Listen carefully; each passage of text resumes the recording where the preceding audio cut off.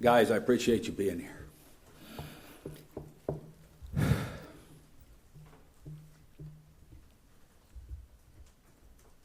Just give me a minute. 3 years ago, I signed the extension, and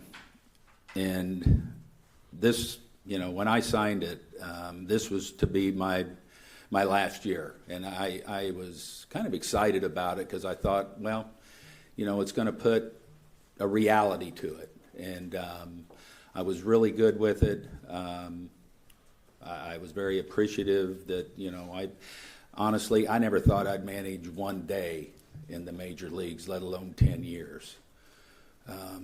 I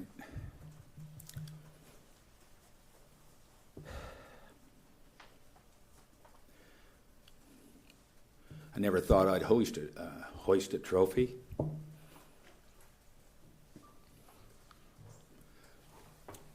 Or be around a group of guys that,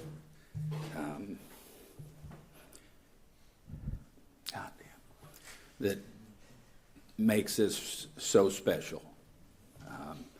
Because, it's about the players. And we've been fortunate here to have probably the greatest group of players, coaches, the whole building is, and I said this after we won the World, it literally takes a whole building to do something special, and I've been blessed to be around great people within the Atlanta Braves organization.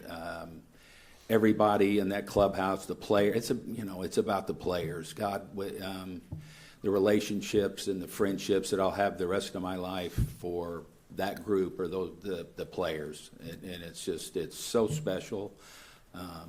I'm excited to continue to be a part, and I saw a couple of them the other day, and it's like, you're not getting rid of me. I'm still going to be here. I'm going to be in spring training. I'm excited about this new role. Until, and this is the truth, until like the last 3 weeks of this season, I know you can ask the coaches, I talked about, this being my last year, but when you're sitting in this seat and you're in the heat of the battle, I don't know, and I said, I'm going to need a little time after that last out to really decide what I want to do. And, I don't think, and it was after I got home and I got to decompress a little bit that, I did decide that this is the right move, because I said, if you wait to retire till you're ready to retire, you never will.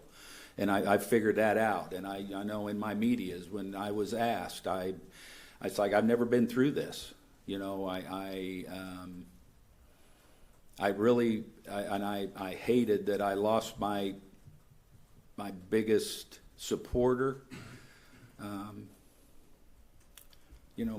my go-to guy. I lost him, but I could still go sit with him and talk to him, but I couldn't, I needed that probably more this past month than I ever have in all the years that I've been managing. So, you know what? In my mind, I'm ready for this next step. I don't think I'm, like I said, it's one of those things. I think if you wait to do it till you're ready, you never will. And I'm ready for this next step. I'm grateful, because I was appreciative 3 years ago, because it puts a little light on it. Because I said, now I have a definitive, because I didn't, it was a little clarity for me that this would be it, and it took a while after, because you get in game mode and that game adrenaline, and I'm sitting in this seat and I'm sitting in that office, and my focus is on today and winning that game, and just like I always told the players, it's like you're never guaranteed tomorrow, so the most important day you have is today, and you do everything you can, and you suck the life out and you win today's game, and then worry about tomorrow. And I think, but after sitting around a little, those few days and kind of reflecting and all, you know what, I'm ready for this next challenge and the next stage of my career, and I'm grateful for the Terry and the Braves for allowing that to happen here, and to always be a Brave, and I will. I said an old friend of mine and colleague told me one time, it's just like once a Brave, always a Brave, and man, that's true. There's nothing like it, and so I'm grateful for the opportunities I've had here. Like I said, I'm blessed. I'm blessed to have been with some of the greatest guys in the world for 10 years, and I've saw some of you guys. I've saw every pitch, every play, every at bat that you've had in the major leagues, and for that, I love it, because you guys are the greatest there is, and but it's going to be. I say I'm excited. I'm excited for this new chapter in my life, because I think at some point in time everybody has to have that. So I'm blessed that I can do it here in a place where I was born and raised with this organization, and to continue to help any way I can for those guys sitting out there for when the next year's team, and appreciate it. Thank you all for being here. It means the world. It means the world. And this thing's about relationships and friendships. I said, the job's not hard to leave. The relationships and experiences and all that's what's tough. Not seeing guys every day and working relationships. And we got an unbelievable team here that we work with, from, we got the greatest trainers, strength coaches, video guys that I nuzzle up to all the time. They're kind of my sounding boards. It's everybody, the clubhouse kids, the clubhouse staff, the media. And to thank the media. I thank you guys. I know it's not an easy job. Me sitting here, you sitting over there. You got to do. You guys have been great, and I appreciate everything that you did for me, and how you handled things and the tough times. But you guys were all great, and I appreciate everything you've done for me. And too, there's relationships there. The TV guys, the people that you see every day. That put us on the air. I've made some unbelievable relationships and friendships there. That there's people that I love to death. So, honey, thank you, God. Again, I wouldn't be here without you.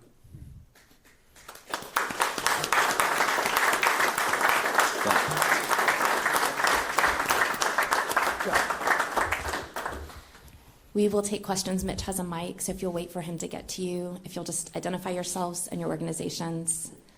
Mark Bowman, MLB.com. Snit, was there a moment when you left here Sunday? Were you still kind of up in the air? Was there a moment Monday? Was there a moment Tuesday? Did something just hit you? Yeah, Mark, it did. And it's like I told you guys, as we were winding this thing down, you get in that game mode and the adrenaline rush and everything. But you know what? I kind of had to sit there with myself Monday night, all day, and be realistic. And it's like, what I asked myself, can you go through this again? And because there were times, this was a rough year, obviously, through no fault of anybody's. This was and I am so proud of the guys for handling it the way they did, the professionalism, the work ethic, which is something I always said in spring training. And when I address the team, it's like, I don't worry about them guys, ever worry about that team not getting their work in, because these guys they love to compete. They love baseball. I tell the story, I remember in 21, when we won the World Series, it's the dead of September, it's hot, everybody's tired, and I went outside, and the pitchers and Ozzie and Dansby, they're doing pickoffs, and not because they were told to, because they wanted to, and that's just, it speaks volumes. But I just, the long season, it got to where I was worrying about all the wrong things, it just, the travel, it wasn't as much fun or as easy as I used to enjoy packing and going to the other cities, and walking around, and all that kind of became harder to do. And I talked to other managers that had retired, and I was like, what was it? And most of the common thing was the travel.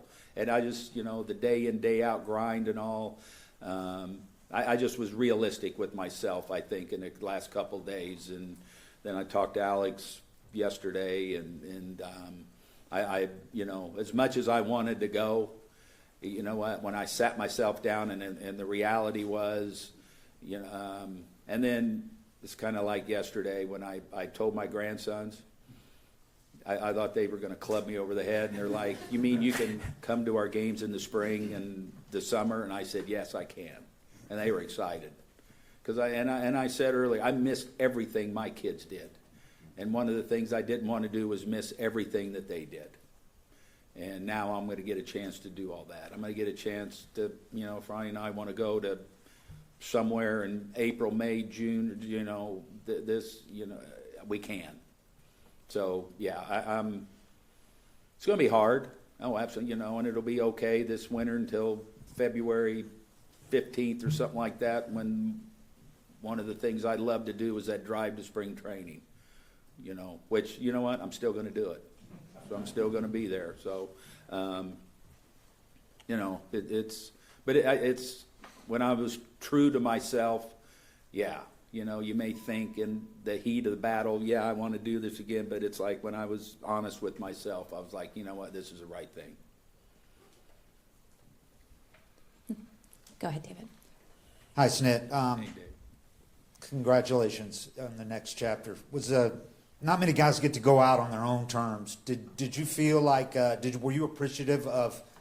Alex told us a few weeks ago this was basically up to you. Did you feel like it was up to you, and are you appreciative of the fact? Yeah, I'm very appreciative of everything that Alex and allowed me to do.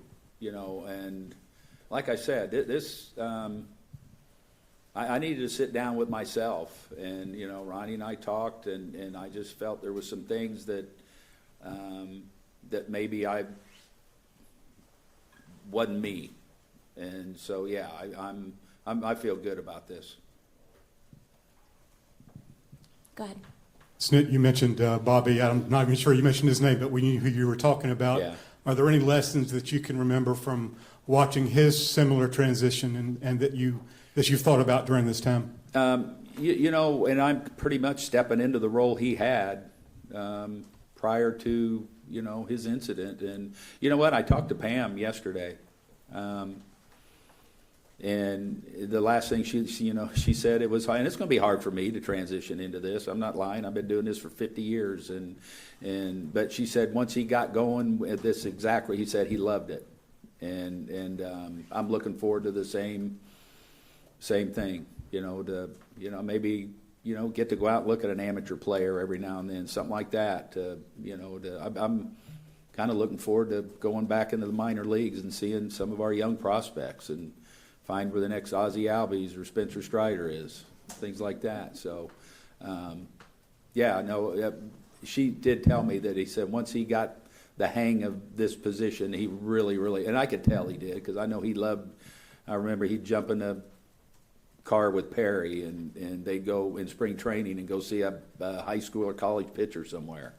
And you know what, those things are fun. And you just get away from the day in, day out grind that that we are. I said we're all comfortably miserable in this game, so, but it's what we do, how we're wired, and what we love.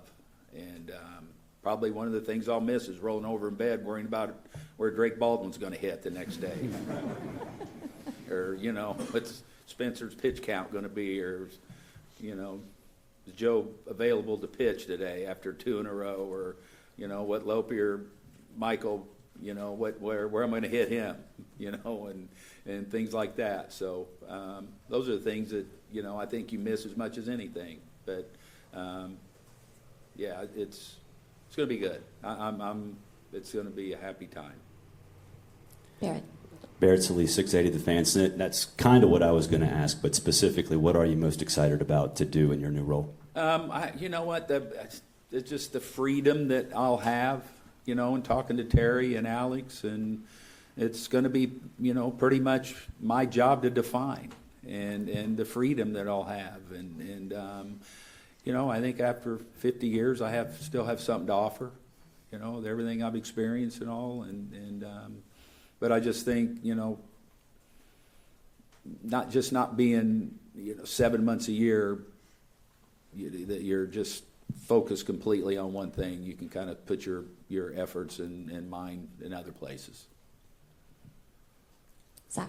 Hey, Snit, Zach Klein from Channel 2. Just can you clear up something, because maybe I just misunderstood it. When you signed that deal 3 years ago, did you know at that point that this would be the end? And was at the end of the season where you were just kind of getting torn?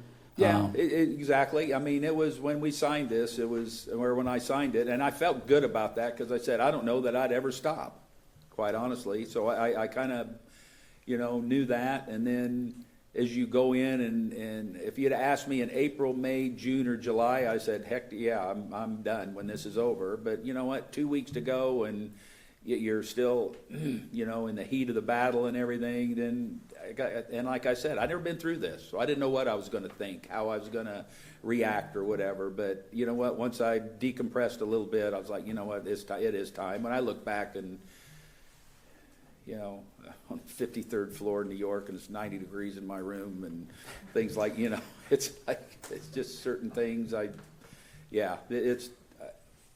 When I was, like I said, when I was true with myself, I wasn't going to look forward to doing this again. And just a quick follow-up, because there's a lot of fans out there that were talking that I know you never want the attention to be on yourself, but they would have liked the last weekend to be giving you your well-deserved flowers. Was there any thought of making the decision before so you can feel the love from Braves fans? I think I told one of the guys, I said, if that's on me if I didn't allow that. So hopefully if I'm going into the Hall of Fame, everybody can come out and we can do it that night. We can just do it all one big one next summer. Gabe. Sned, when you reflect on these last 10 seasons, what makes you most proud? And on top of that, you're wearing the World Series ring. Could you just kind of reflect on, what that meant to your career and your life? God. I think it's something we all dream about. And there's, in the game, very few of us that get to experience that last out of a World Series. And I can still remember like it was yesterday, looking across the diamond to see what Troy was doing, and he was looking across the diamond to see what I was doing. I remember when we were sitting in Houston. But it's just the whole, hopefully I'm leaving this better than what I got it. And I just think, and the culture comes from the players. Yeah, you got good, high-quality players, you're going to have good culture, and I think that's where we've taken this thing. I kind of feel like when I first got it, there was a lot of square pegs and round holes, and we worked our butts off over the, to try and rectify that, and we did, and by getting a young Ozzie Albies and guys like that up here, we created, these guys created a culture, and I'm proud I'm proud that when I talked to players from other teams and they looked across the diamond and they saw how our teams played every night, how our guys came to play with energy, how, their dedication to the game, they see that. Teams and guys wanted to be a part of that. And when we brought guys in, they wanted to be a part of this. And you could, when you get that, you can bring a guy in with maybe a little rough around the edges because they want to be a part of this, because they want to play with these guys and they want to be a part of what we got going on here. And I think the stadium, when you go in that clubhouse, the fan base, and I've said this for 10 years, Braves country is real. It's a real thing. And I had no idea the responsibility of this chair when I got here and what you're responsible for a fan base, to an organization. It's a huge undertaking that I had no idea, and I had to learn, kind of on the job training for that too. But I said when I first got this job, I said you could have changed the hinges on my door twice a week, because every time I turned around there was somebody coming in and closing it. Just in getting this thing to where it is today. And it's in a really good hands. It's in a good place, and because of these guys sitting here, it's going to continue to roll and be a really special place to be. Billy. Bailey Burmaster, Atlanta News First. Congrats, Snit. This question is for you and Alex. You know, this game is so much about the beauty in it is the history of this game. And I'm curious, you know, this organization has been absolutely blessed with you being a part of it, but also Bobby, the careers you've had. What should fans appreciate the most to have pillars like yourself and Bobby who have impacted this organization in such a way? Now, what's the first part of that? Just appreciation for what you mean to this organization along Bobby, because, you know, not everyone gets that opportunity to have back-to-back people like that who come in and make such an impact.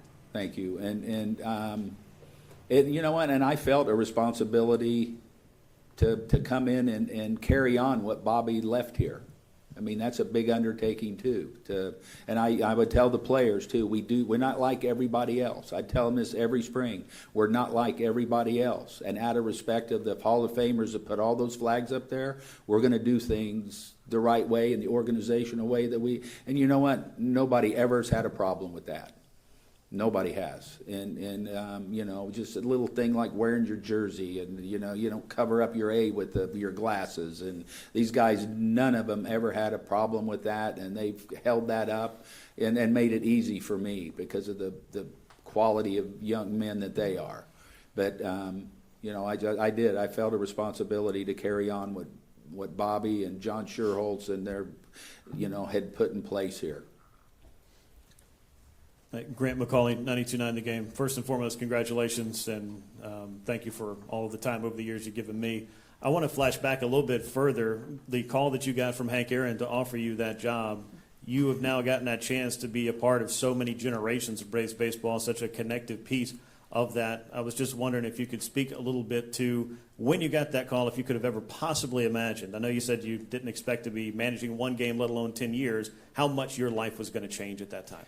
Yeah, I didn't realize at the time that was, you know, I was in Double-A and pretty much got released, and still my arm still works. So, you know, Hank offered me that job, so I went out there and towed the rubber and threw batting practice for an hour every day and hit ground balls, and then he gave me an opportunity to manage the instructional league, and then gave me a full team in Anderson, South Carolina, 50 years ago, or 47 years ago, whatever it was.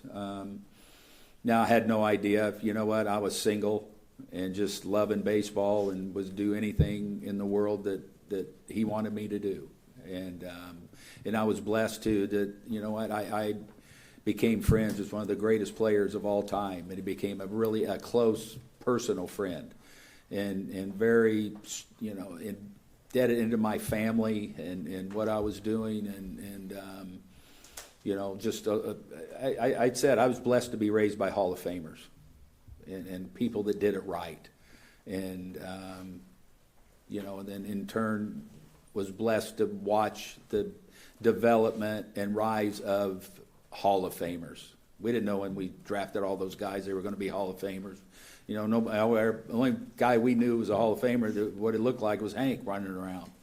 And then all of a sudden we draft these guys and they become Hall of Famers, and you watch that development and who they were as young players and how they developed, and it's pretty, you know what, that's pretty special in itself.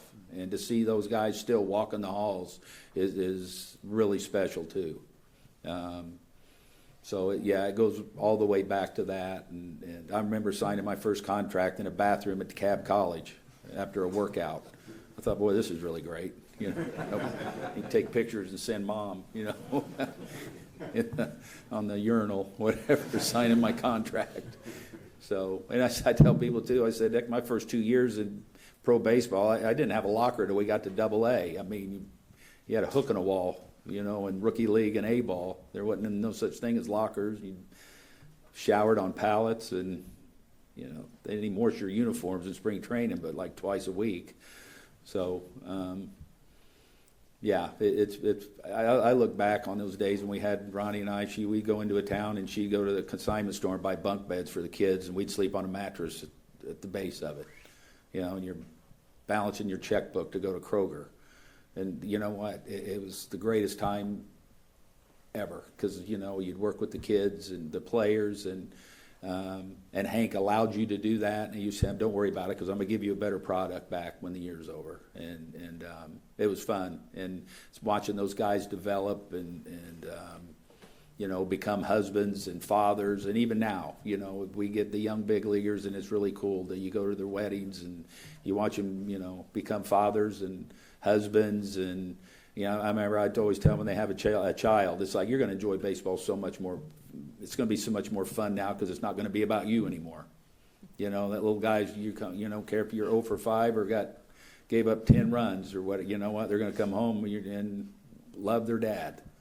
And that's a big deal. In the middle. Demetrius Bell, SB Nation. First off, congratulations on an excellent run. And secondly, even though this wasn't the year you wanted, what was your favorite moment of this final season? You know what? That towards the end, it's real easy when you're going like we were, and how these guys hung in there. And like I said, nothing changed with the work ethic, the energy, the preparation, how they played the game. It didn't go our way a lot of times, but you know what? We made a run there in the end, and I was very proud of this team because I've been on the other side when I've seen good teams check it in. When they're eliminated, our guys seem to push on the gas a little more, and I'm proud of that. And it just speaks volumes of who these guys are, and how they just kept making plays and preparing for the game. And every day they were like American Legion team in that dugout before a game started. They're so excited to start another baseball game because they love playing and competing and all that, and that's a really great quality to have for a team. So, hopefully I'm celebrating in a few weeks a Rookie of the Year. That's very well deserved, and but just watch it's Michael Harris had a really tough year. He's up and down and up and down. But I told him, I remember walking off the field in Sacramento, I got so much respect for that kid because he's out there diving and climbing walls, and when a lot of guys that were going like he wouldn't be doing that. So that's a special person when they can do that, and that's just the epitome of what the team was. Anyone else? Bo, go ahead. Alex, we're not going to let you get off easy. We're going to ask you a question. There you go. You have to break the streak. When a new GM comes in, usually, maybe they'll go get their new guy. How fortunate do you feel to have formed the bond that you did with Snit over these past, what would that be, 8 seasons or whatever? 8, yeah. No, I mean, Yeah. I had no expectations. I didn't have any plans. I know that was the media spin at the time. New GM, you're going to get your own guy, and we didn't know each other at all, but I click with him. I'm a big character integrity guy, and this guy, he uses it at all levels, and that leads to trust. And I think that's one of the most important things you need in these type of relationships. And obviously, just the little things I saw that first year, holding players accountable, the way he handled himself. I'm fortunate that obviously I followed the Braves as a kid, even growing up in Canada. I had TBS at home, so I watched a ton of Braves games. But I learned so much more about the Braves, the history, the tradition, the legacy by having Snit. He was like my own almanac, really, when you think about it. And he talked about it a lot. And I take so much away, and I've learned so much from his career and just our conversations daily. I'm really grateful. Coming here was unbelievable for me. Like Snit talked about, the expectations, the tradition of this place and the winning. And you feel that pressure because of what's been established with Bobby and John and all those great players in the Hall of Famers. So to have someone like that, best run of success in my career. And the reason I'm wearing this ring is certainly because of him. Go ahead. Hey, Snitker. Victor Prieto with Fox 5 Sports. When you reflect on everything across your 49 years, I think you've managed with the Brave system over 4,000 games. Just looking back in the position now, what do you think you're going to miss the most? The guys, the relationships. There's no doubt about it. It's the relationships in this game are, like I said, the job's not hard to leave. The relationships and all that are. And the players, the coaches, everybody in the building. That we have such a great group of leaders and people in this building that understand, that it's special to be a Brave. And I'm going to miss all that. Snit here in the back. Georgia Chambers, Fox 5 Sports. Over the years, you've managed a lot of guys, developed players, but when you reflect on what they've taught you, what stands out? Yeah, no, and you know what? You never stop learning from the players, and that's you have to learn from the players. I mean, because they're the ones that you lean on, and just the quality of the individuals that I've been blessed to be around. That's stands out the most. It's just, how Paul Snyder, old scouting director, used to say, makeup is a tool. I've heard a lot of people say makeup's not a tool. Makeup is a huge tool. And you go in our clubhouse right there, and it oozes with makeup, and why we've been so successful here. And why that thing I talked about earlier, just the energy, the passion, the work ethic, is because of makeup. And that's one of the things I think that why this organization has been so successful. Because if you didn't have that makeup or whatever, then you weren't around here very long. I mean, because it takes that to win. Zach. Hey, Snit, when you finally came to peace with the decision and you told Ronnie that it's moving on to the next chapter, how'd she take it, and what was her reaction? No, she was good. She's always yeah. No, that's pretty much like she said. It's you know what? It's my daughter. We're going through a rough spot during the summer, and she goes, "Dad, can you just come home?" And it is. It's now we have. Like I said, I missed everything my kids did, and I don't want to miss them three grandsons that I have. I want to be around as much as I can with them, and that's it. I think it's just, it's about our families. I always tell, we live close. We want to be. We're part of their lives. We like being around them, and so that's the biggest thing. In the middle.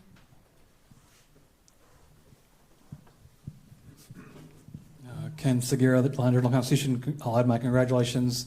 I'm curious, 49 years, and you mentioned a lot of hardship, difficult times. Were there ever times where you thought, you know what, I like this, but maybe there's another way to make a living that's going to be better for a family, or whatever? What was the kind of the closest you ever came to? I think one of my recycles, I went on the back porch and and just wondered if this was for me. There's been a couple, early on, and then, like I say, one of my recycles from the big leagues is, do I want to keep putting myself through this? But it never got to the point where I actually acted on it, obviously. So, there's always, I think, things when you have a young family, you're not making much money. I didn't have much faith in myself at doing anything else, honestly.